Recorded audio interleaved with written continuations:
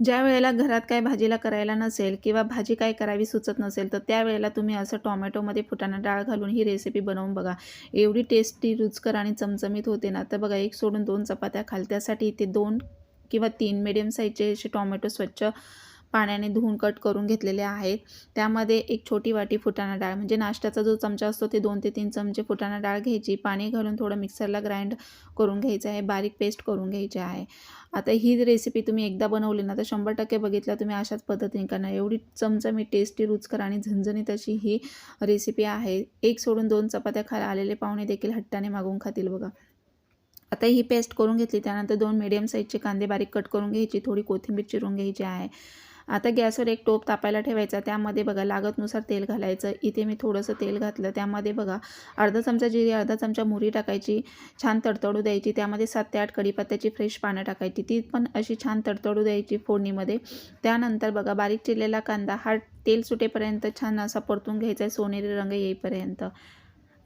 त्यानंतर थोडीशी कोथिंबीरसुद्धा फोडणीमध्ये टाकायची. आलं लसणाची पेस्ट 1 चमचा टाकायची आहे. त्याने चव अप्रतिम लागते.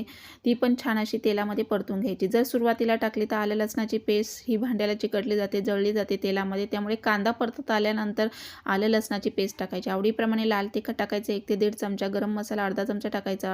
अर्धा चमचा धना पावडर, अर्धा चमचा हळद पावडर टाकायची. सगळे मसाले टाकल्यानंतर छान परतून घ्यायचं. बघा तेल सुटत आलेलं आहे.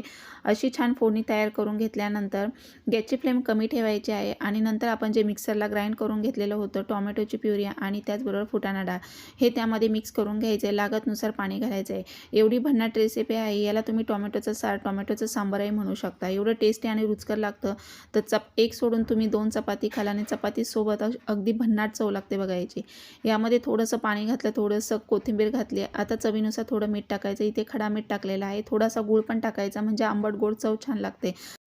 हे सगळं टाकल्यानंतर उकळी घ्यायची आहे. उकळी आल्यानंतर बघा असं दाटसरपणा येतो आणि छान अशी चवीला ही टोमॅटोची आमटी, सांबर किंवा टोमॅटोचा सार तयार होतो. नक्की ट्राय करून बघा. चॅनलवर नवीन असाल तर लाईक करा, सबस्क्राईब करा, बाजूचं बेल आयकॉन ऑल सेट करा. थँक्यू.